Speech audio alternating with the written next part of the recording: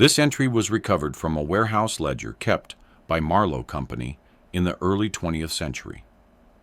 The original is incomplete. Where the ink fails, the gaps remain. I kept the receiving desk on the south side where the light came in and made the dust look like it belonged there. Most mornings were the same. Keys, latches, a quick walk to make sure nothing had shifted in the night. Then I'd sit down with the stamps and the carbon paper and do what the job required. Turn movement into proof. Marlowe Company liked proof. Not because anyone here loved paperwork, but because paperwork kept people from asking questions. When a driver came in, he wanted two things: a signature and to be back on the road before noon. When a foreman came in, he wanted his pallets counted clean so his numbers matched the day. When the port called, they wanted our copies ready so the call stayed short. I was good at all of it. I'm saying that because if I wasn't, you could write this off as a mistake. But I wasn't careless. I didn't drift. I didn't imagine things. I made sure the bill of lading matched what was on the floor, and I made sure what was on the floor matched what left the building. That's what I did. That day started like any other. It was damp outside, the kind of damp that sits on wood and makes it smell old before its time. We'd had rain 2 nights in a row. The yard was soft. The truck tires left clean grooves. At 8:30, a flatbed came in with a partial load, crated hardware, marked medical on the manifest, which meant it wasn't my business what it really was. The driver wore a cap pulled low and didn't talk more than he needed to. He slid the paperwork across the desk with 2 fingers, like the paper might bite him. I checked the stamp. Marlowe Company dispatch. Normal route code, normal weight. He watched me count like he thought the numbers might change if I looked too closely. "You'll need me to break the seal?" he asked. "No," I said. "We're not opening it." He nodded too quickly. Like that was a relief. I stamped it, wrote the time, and signed my name. He left without looking back. That was still normal. The first thing that wasn't normal happened at 9:15. A runner from the office came down with a second set of papers, folded and clipped tight. He didn't sit. He didn't even lean. He just placed them on the edge of my desk and kept his hands on the clipboard like it was attached to him. "Add this to your stack," he said. "What is it?" I asked. "Special," he said, which isn't an answer. And then he turned and left. The clip was newer than the paper. The paper was the kind we used when we wanted it to last. Thick, slightly yellow. The ink looked fresh, but the edges looked handled. Top page, bill of lading, company header, registry number. Our stamp, faint, like it had been pressed once and then pressed again. The usual boxes, the usual fields. Except the consignee line was already filled in. Not a client name, not a port office, not a known freight broker, just Marlowe Company, receiving/hold. That's not how it worked. We didn't consign to ourselves. Not officially. Not in writing. I flipped the page, expecting an internal transfer order or a return authorization. There wasn't one. The cargo description was short. Assorted mechanical parts, unlisted. Weight, 1,840 pounds. Pickup time, 7:10. Origin, a rail hub I recognized by code, 2 states north, inland. Route, blank. Carrier, blank. Driver, blank. It was paperwork that wanted to look finished without being finished. I did what I always did when something didn't line up. I reached for the phone. The office line rang twice before someone picked up. "Receiving," I said. "This bill of lading." "Hold it," the voice said, and then, quieter, "Don't call about that." I paused. "It's missing." "I know what it's missing," he said. "Put it with the others. When it arrives, you log it. That's all." "When is it arriving?" A short silence. Not the kind where someone is thinking, the kind where someone is choosing. "Before lunch," he said, "and you don't open it." "Who's the carrier?" "Doesn't matter." "It matters," I said, "because that's the job." Another pause. "Stamp it," he said. "Time it. Keep it calm, and don't ask the floor to talk about it." The line went dead. I sat there for a moment with the receiver in my hand, listening to the empty sound of a connection that was still physically present, but functionally gone. Then I set it down and did what I'd been told. I stamped it. I wrote the time, 9:21. I filed it where it would be easy to reach, and I watched the yard. Nothing arrived, not at 10, not at 10:30. We processed 2 more loads. Small stuff. Legitimate stuff. A pallet of dry goods. A crate of machine belts. People came and went. The foreman shouted at a kid for dragging a dolly wrong. Someone dropped a box and cursed like it hurt their pride more than their toe. Normal. But the paper sat there in my file tray like it had weight. At 11:20, I got up and walked outside under the awning to look down the length of the fence line. The yard was busy, but not crowded. The gate was open. The guard leaned in his booth, half reading a folded newspaper.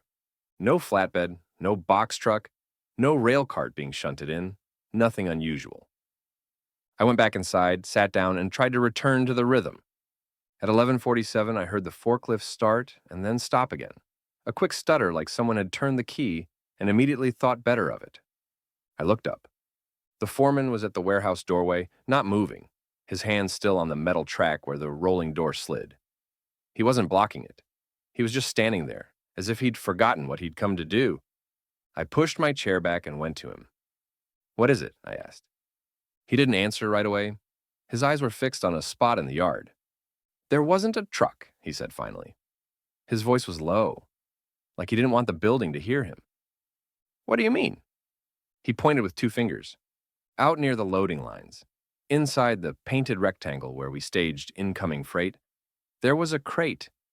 1 crate, wooden, cleanly built, stenciled in black. No truck in sight. No tire marks leading up to it that weren't already there from earlier loads. No driver, no runner. No shout from the gate. Just a crate sitting exactly where it should be if it had been delivered properly. The foreman looked at me like I'd brought it. I didn't like that feeling.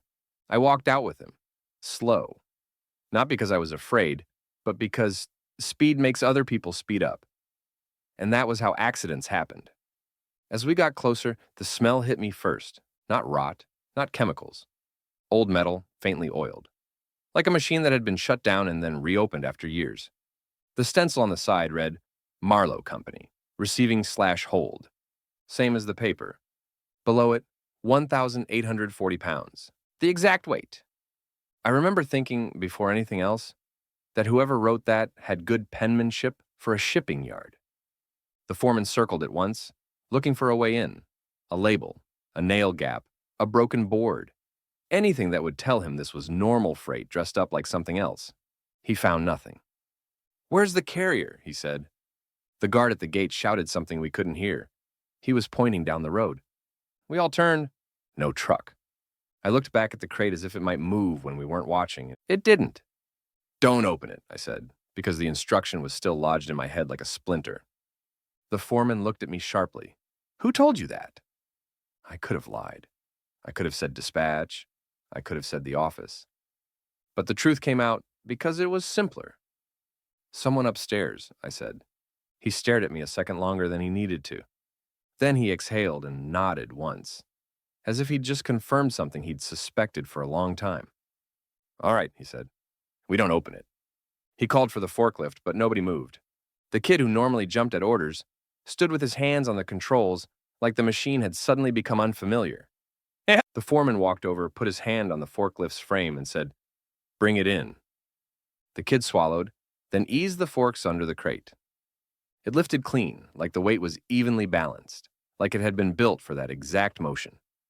As it rose, there was a sound. Quiet, almost nothing. Like something inside settled into a new position. Not a rattle, not loose hardware. More like a shift, the way a drawer settles when a cabinet is finally level. The kid's eyes flicked toward me, wide, asking without words if I'd heard it too. I nodded once. Small. He drove slow. We guided him in through Bay 3, where we had space cleared. The crate slid off the forks without catching. And then it was inside, under warehouse light, sitting on a bare patch of concrete as if it had always been there, and we had only just decided to notice. The foreman stepped back. He rubbed his jaw, thinking. "Log it," he said to me, and that was normal again. A task, a duty, something with steps. So I did. I went to the desk and pulled the bill of lading from my tray. The ink on the page still looked too fresh. I wrote the receiving time, 12:06. I wrote the bay, 3. I stamped it with the warehouse stamp and signed my name.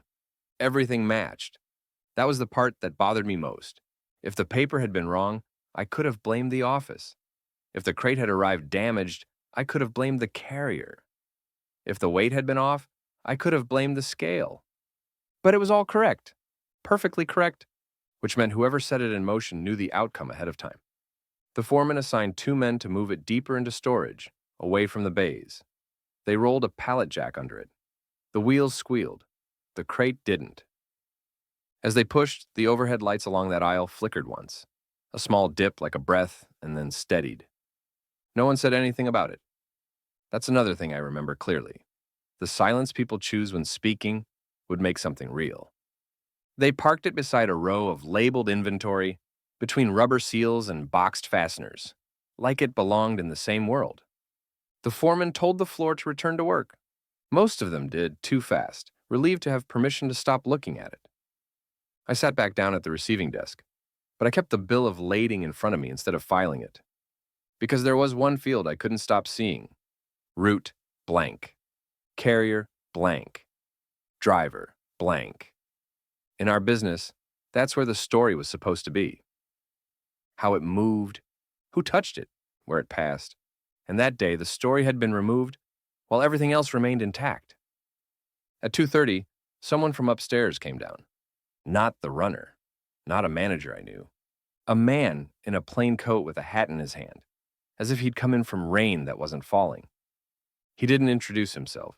He didn't look around like he needed directions. He walked straight past the desk, straight to the aisle where the crate sat, and stopped in front of it. He stood there for maybe a full minute. No clipboard, no pen, just looking.